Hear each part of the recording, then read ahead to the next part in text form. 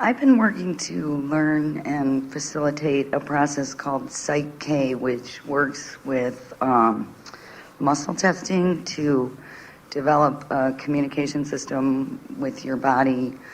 It also has a process to evaluate your subconscious core beliefs. And my question is if I have a desire and it conflicts with a core belief or a subconscious belief, I need just a minute. It's all right. Okay. Does this testing have validity? Is this a process that is good to pursue? Well, we are not discouraging any process. In other words, if you believe that something will give you some feedback that is beneficial, then it will give you some feedback that is beneficial. There's not only one way to go about anything. There are lots of ways to go about it. And so we're not suggesting that a process is not working or should not be attempted, at least. You could hang a ring or something that has a little weight to it on a string or a piece of dental floss or anything that has a little bulk to it, and you could do your best to hold it in a place where it is not moving, and you could say, I'm going to set forth an agreement between me and me that if it swings this way, it means yes, and if it swings this way, it means no. You could, or vice versa, whatever you want, and you could ask a question, and it will begin moving, and it will give you feedback. So the question is, so where's that information coming from? Is it coming from broader perspective? Is it coming from source? Is it coming from my subconscious mind? Is it coming from what mass consciousness believes about this? And we say, these are the things that you have to identify. In other words, when you begin to tap into that broader perspective, which is vibration, you can make any agreement that you want, but you have to become alert to your deciphering of vibration. Esther developed a sort of signal with us. In other words, we will give her an eye twitch that gives her a reading, because sometimes she is in the middle of conversation or something and she wants to have awareness of something.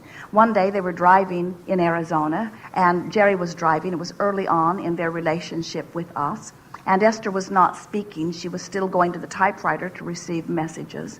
And Jerry said to us as he was driving, Abraham, are you aware of radar out there in the desert with the patrolmen that are looking for speeders? And we indicated that we could feel the radar. And Jerry said, will you please let me know if there is any in the vicinity? And we said yes, and we tapped his leg briskly with Esther's hand as an indication that would be our indication. And so they're moving across the desert, and Esther's hand begins to tap, and Jerry slows down, and sure enough, there is the policeman with his radar gun. And it happened several times across the desert. Finally, Esther said, I'm going to take a nap. And Jerry said, you can't sleep. You are my radar. And Esther went to sleep, and while she was fast asleep, her hand began thumping on Jerry's leg. In other words, you can make any agreement with any contraption that you want. This is a cooperative universe that will give you the feedback that you are looking for. But the thing that you must first establish, and this is the thing that we really want you to hear about this, when you are working to be in alignment with who you are, your impulses are so much better. People will say to Esther, oh, isn't it nice that you have Abraham who can let you know about something in the road that you might not want to run over? And we say, by the time we are able to get Esther's attention and give her dialogue that she can translate, she's already run over the thing. It is so much more efficient that she just be tuned in, tapped in, turned on, where she can feel the impulse of what we are offering her, you see.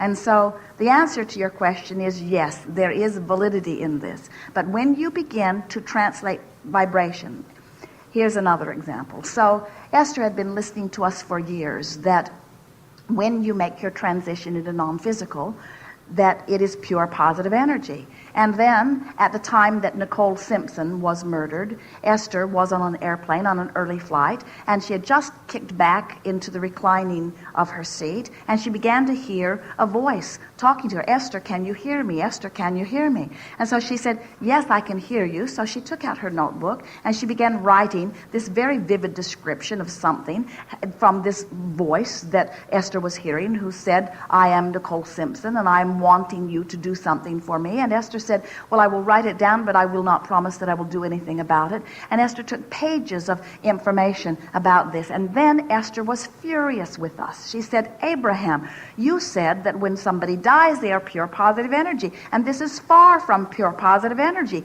What in the world is going on? And it took quite a while for her to settle down where she could begin hearing us again.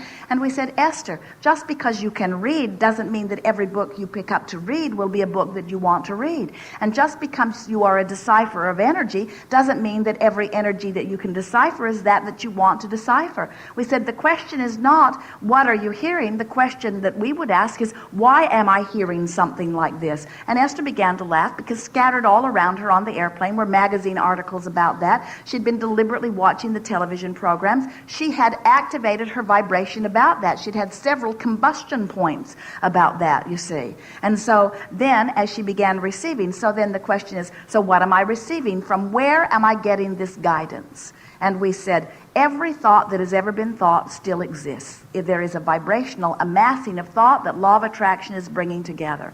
And so when you are receiving something like that, the question is, am I receiving this person as they are in their non-physical essence, or am I receiving the thought forms that formed around them while they were in their physical bodies? And when someone has a dramatic ending like that, we promise you there is a vivid thought form that is circulating around that you can tap into. And then further, all of the people that were thinking about the subject, it was a very active subject, easy to tap into.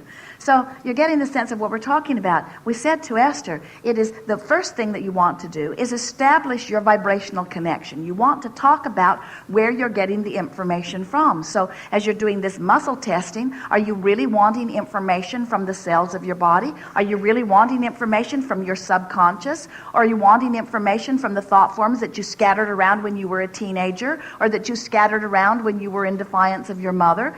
And what aspect of you are you wanting to tap into? Or do you want to tap into the full essence of who you are? Do you want to become a vibrational match with this part of you that is constantly evolving, you see? And so you can call it and do it any way you want to. There is nothing that is not valid. Everything that you believe becomes truth, you see.